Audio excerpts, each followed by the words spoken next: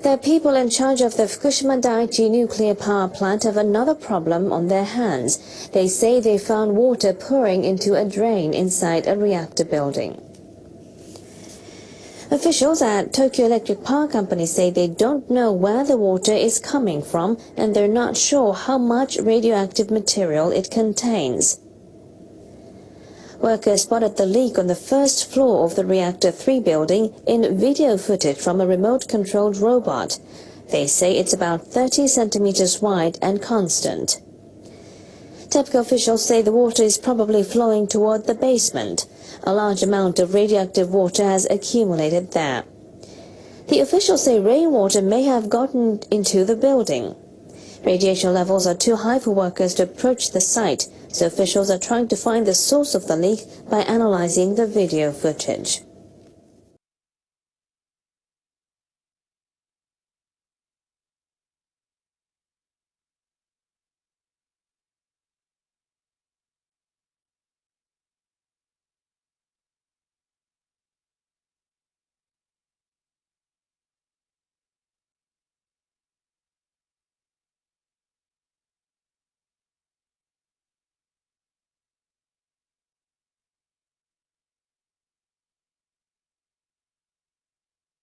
I'm Arnie Gunderson from Fairwinds. In order to build more nuclear power plants as the nuclear industry would like, or start up the vulnerable plants in Japan that Prime Minister Abe is pushing to do, or to continue to operate the hazardous Mark I reactors that the Nuclear Regulatory Commission continues to allow to be run without their Fukushima modifications. Nuclear power corporations and proponents worldwide need you to accept these 4 myths. The first myth is that nuclear power is safe and that there is no risk. Nuclear proponents claim it is clean, safe, and green, and that it's the world's answer to climate change. They also claim that the chance of a nuclear meltdown is 1 in a million per reactor year. Do the math. There's 400 nuclear plants. So that calculates out to no meltdowns in 2,500 years. If those 400 plants had begun operation when the Parthenon was built, there still would never have been a nuclear accident. Well, history's proven that figure to be wrong. There have been 5 meltdowns in the last 35 years. In other words, 1 meltdown every 7 years. If all of the coal plants and the oil plants worldwide were replaced by nuclear power plants, the math shows we could expect 1 meltdown every year. Is that a risk you're willing to take? The second myth is that no one has died as a result of nuclear accidents. The truth is that as many as 1 million people have already died from radiation releases due to nuclear power plant accidents, without counting any of the radiation-induced cancer deaths expected from Fukushima. In his landmark cancer study following the 3 Mile Island accident, epidemiologist Dr. Steve Wing definitively showed that there were significant cancers. You can check out Dr. Wing's full presentation at the Pennsylvania State House on the 30th anniversary of the 3 Mile Island accident. It's on the Fairwinds website. As many as 1 million people have died at Chernobyl, according to Dr. Alexei Yablokov in his landmark book, Chernobyl, Consequences of a Catastrophe for People and the Environment. Worse yet, in an effort to hide the truth, key Soviet scientists were thrown in jail when they published Chernobyl mortality data indicating cesium-caused heart deformities in young children. Jailing scientists and destroying data that proved illnesses and death doesn't mean that nuclear power radiation-induced deaths did not occur. Maggie and I discussed this brave scientist and other whistleblowers around the world in our recent presentation at Clarkson University, which is also featured on the Fairwinds website. The third myth that nuclear proponents want you to believe is that nuclear power is the only feasible alternative to global warming. Again, it's not true. Nuclear power is not new, and it's not modern, but instead is a technology developed more than 60 years ago and is dependent on large electric distribution centers. We've entered the second decade of a new century since those nuclear reactors were built. And thanks to advancement in computer technology, it's now possible to successfully supply electricity from small renewable sources to almost anywhere. Technological advancements that have created cell phones that have replaced landlines, laptops with more computing power than old mainframe computers, are now capable of replacing giant obsolete power stations with small, locally controlled and locally owned sources of power. I had a long discussion about new power options with one of my personal heroes, Amory Lovins, founder of the Rocky Mountain Institute. That video is also available on the Fairwinds website. Nuclear, gas, oil, and coal proponents claim that the sun doesn't shine at night, and therefore a renewable electric grid is impossible. These same people and corporations are wedded to an old power industry paradigm that asserts that it's possible to safely store the most hazardous radioactive substance known to man for 250,000 years. Well, I contend that if scientists can safely store toxic nuclear material for thousands and thousands of years, then scientists are certainly capable of designing electric storage that will last overnight. In fact, solar storage technology is already available. The fourth and the final myth that nuclear corporations want you to believe is that nuclear power is cheap.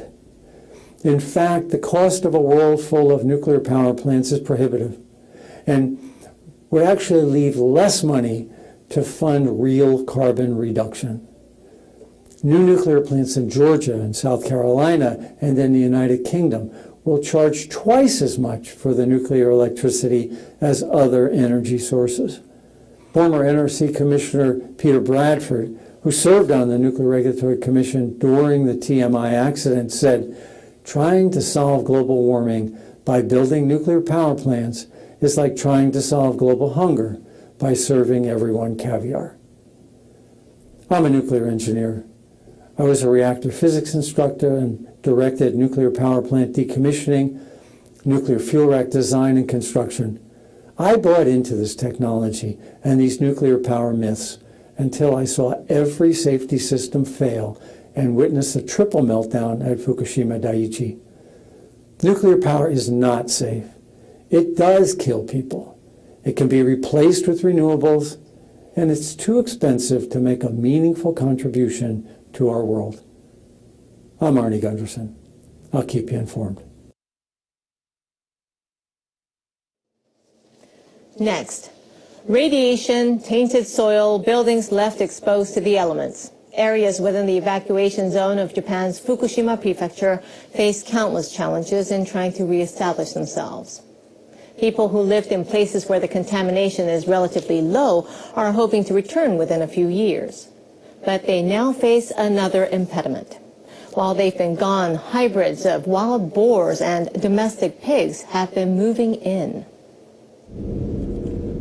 Former residents of Tomioka have been cleared to spend the daylight hours in their town, but they've got company. Hybrid pigs roam freely throughout the area. Unlike wild boars, they are not wary of humans. They don't run away even if people approach them. That also means they're not shy about making themselves at home.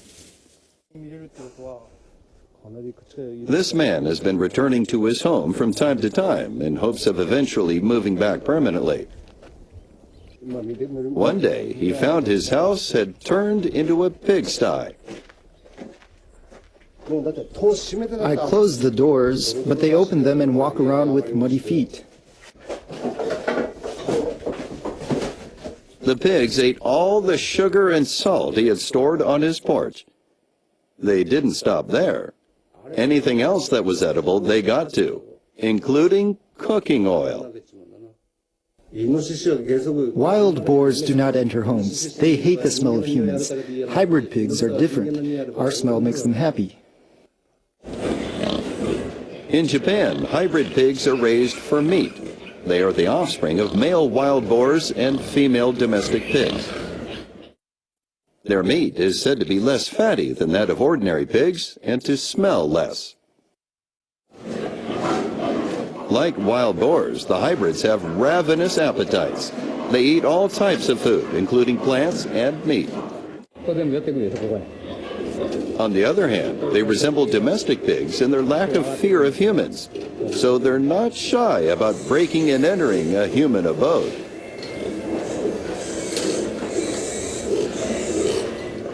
Even as humans are required to stay away for the most part, the hybrid animal population is multiplying. Each sow has about 10 piglets a year. That's twice the birth rate of wild boars. At the time of the nuclear disaster, only one farming household in the entire evacuation zone was raising such hybrid pigs, about 20 in all. It was in the town of Tomioka. These days, hybrids have been seen or caught in 5 communities, and their numbers are believed to have reached at least several hundred. Quite likely, domestic pigs and hybrid pigs left behind by their owners have been mating with wild boars. They're expanding their habitat since nobody lives there now. This is an unusual state of affairs. We need to reduce their numbers gradually and return to a normal environment.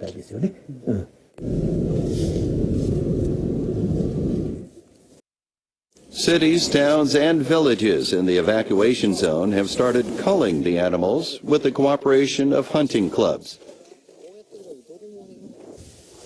Many hunters, however, have gone elsewhere. Animals near the nuclear power plant are contaminated and unfit to eat. The more hybrid pigs there are in Tomioka, the less enthusiastic some people become about moving back. Katsutoshi Sakamoto is a livestock farmer. He cannot bring products to market under current conditions, but he continues to take care of his cattle. He says hybrid pigs have been causing him trouble since last summer, breaking into the cattle barn and eating the feed. Those pigs, I've had enough. Every time I set out feed for my calves, they gobble it up. Sakamoto bought a large amount of rice as feed, but the pigs made short work of it. No matter what he does to drive them away, they eventually wander back. Sakamoto says if this goes on, he'll have to abandon the idea of coming back home. That would be a real blow, both psychologically and financially. They did it again today. And this time they broke down a door. What can I do? I can't take it anymore. Spring is prime time for breeding. So many piglets will be appearing in the coming months. The more they grow, the hungrier they'll get, making the plans of people to repopulate the area all the more difficult to achieve. Well, the Environment Ministry has been involved in trying to cull hybrid pigs since last November, but it's had only limited success. Even if hunters can be found to do the job, they're only allowed to stay in the area for a limited time because of radiation. The animals, however, unlike people, have no way of knowing they'd be better off foraging somewhere else.